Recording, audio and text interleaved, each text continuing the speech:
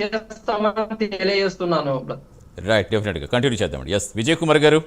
Hello, yes Vijay Kumar గారు, ఇప్పుడు బీసీల పోరాటం ఈనాటిది కాదు, రిజర్వేషన్ల అంశం కూడా ఈనాటిది కాదు. ప్రభుత్వాలు మారాయి, పాలకులు మారారు, అయినా ఇప్పుడు ఈ ప్రాబ్లం కంటిన్యూ అవుతుంది. అట్ ద సేమ్ టైం మళ్ళీ స్థానిక సంస్థల ఎన్నికలు ఈ ప్రభుత్వం వచ్చిన తర్వాత 20 నెలలు అవుతున్నా ఇంకా దానికి అతిగతి లేకుండా, ఎందుకంటే లింకప్ అయి ఉంది కాబట్టి. ఇప్పుడు అసలు ఏం జరుగుతుంది, అసలు మీ అబ్జర్వేషన్ ఏంటి, ఎందుకు ఎక్కడ దీనికి అందరికీ బ్రేక్ పడిపోతుంది? ఒకటి, స్థానిక సంస్థల ఎన్నికలు ప్రస్తుత ప్రభుత్వానికి పెట్టాలనే చిత్తశుద్ధి కనిపించకనే ఇదంతా నడిచింది అనేది అనుకోవాల్సినటువంటి అవసరం ఉన్నది.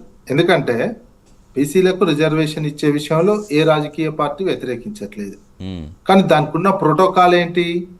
అది భారతదేశంలో సుప్రీంకోర్టు ఇచ్చినటువంటి తీర్పు ప్రకారం అన్ని రాష్ట్రాలు ఇంప్లిమెంటేషన్ చేస్తున్నాయి. దాన్ని ఒక చట్టమే అనుకోండి, కన్వెన్షనే అనుకోండి, దాన్ని ఇంప్లిమెంటేషన్ చేస్తున్నాయి.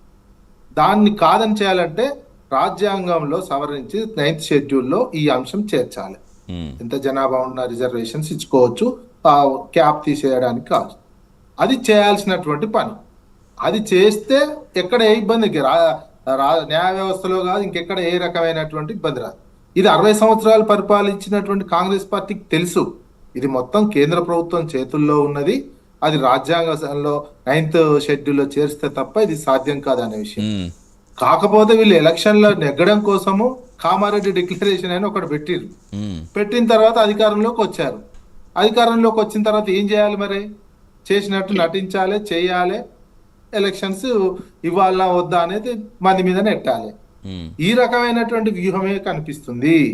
మరి ఇదైతే 60 సంవత్సరాలు పరిపాలించినటువంటి ఒక పార్టీకి జీవో, ఇంత పెద్ద విధానపరమైనటువంటి నిర్ణయము అసెంబ్లీలో అన్ని పార్టీలు ఆమోదించి తీర్మానం చేస్తే సరిపోదు అనే విషయం తెలియదా?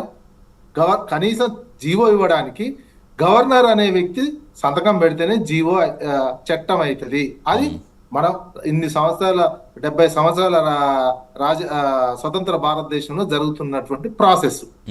ఆ ప్రాసెస్ ను కాదని గవర్నర్ ఆమోదం తెలిపక ముందే జీవో ఇస్తే అది ఉత్తుత్తి జీవోనే అంటారు. విధానపరమైన ఉత్తుత్తి జీవో ఇవ్వడం ఇది ఎట్లుందంటే చిట్ ఫండ్ కంపెనీలు మోసం చేసినటువంటి వ్యవహారం. ఇది ప్రైవేటు వ్యక్తులు మోసం చేస్తారు చిట్ ఫండ్ కంపెనీలతో. ఇక్కడ ప్రభుత్వమే ఏ రకంగా మోసం చేయొచ్చు అనేది ఒక కొత్త మార్గదర్శకం సూచించింది, భారతదేశం ముందు పెట్టింది. ఇప్పుడు ఇది కన్వెన్షన్ లాగా అవుతుంది. ఈ రకంగా తీసుకొచ్చి ప్రతిదీ ఇట్లా మోసం చేయొచ్చు, ఇది చేయొచ్చు అని. నెక్స్ట్ ఇంకే గవర్నమెంట్ అయినా కావచ్చు, రాజకీయంగా లబ్ధి పొందాలనుకున్నప్పుడు ఇంకే పార్టీ అయినా, భారతదేశంలో బీజేపీ కావచ్చు, ఇతర ప్రాంతీయ పార్టీలు కావచ్చు, ఏ పార్టీ అయినా ఈ రకమైనటువంటి మోసానికి ఇట్లా చేయొచ్చు అని చెప్పడానికి ఇది ఒక ఆదర్శవంతమైనటువంటి జీవో కింద నిలబడుతుంది. ఇది జీవో ఉత్తుత్తి జీవో ఇచ్చి ఎలక్షన్లు. ఈ రోజు కూడా ఏమన్నది, కోర్టు ఎలక్షన్ల విషయంలో జోక్యం చేసుకోలేదు. 9 ఇచ్చినటువంటి 9వ నెంబర్ జీవోని స్టే చేసింది. అవును, ఎలక్షన్లు ఇప్పుడైనా పెట్టుకోవచ్చు పాత రిజర్వేషన్స్ ప్రకారం. ప్రభుత్వం చిత్తశుద్ధి ఉంటే 4 రోజుల్లోనే ఈ అన్నిటికి సంబంధించిన ప్రోటోకాల్, ఈ జీవో తీసి కొత్త జీవో అప్పుడున్నటువంటి 23% రిజర్వేషన్స్ పెట్టి ఎమ్మటే రిజర్వేషన్లు ఇచ్చేసి పెట్టొచ్చు. కానీ ఆ పని చేయదు. మెయిన్ ఇక్కడ స్థానిక సంస్థల ఎన్నికలు నిర్వహించేటువంటి చిత్తశుద్ధి కాంగ్రెస్ పార్టీకి ప్రస్తుతం లేదనేది చాలా క్లియర్ అయిపోతున్నది. అందులో బీసీ 42% వంక పెట్టుకొని 42% మోసం. అది ఇంకా పెద్ద ప్రజలని, పార్టీ కార్యకర్తలని, బీసీ ప్రజానికాన్ని మొత్తం మోసం చేసినటువంటి వ్యవహారం కనిపించింది. ఇప్పుడు చేతులు దులుపుకునే వ్యవహారం ఇది. ఇప్పుడు ఏంది, సుప్రీంకోర్టుకు పోతామంటారు. పోతామని అన్నారు మంత్రులు అంటున్నారు.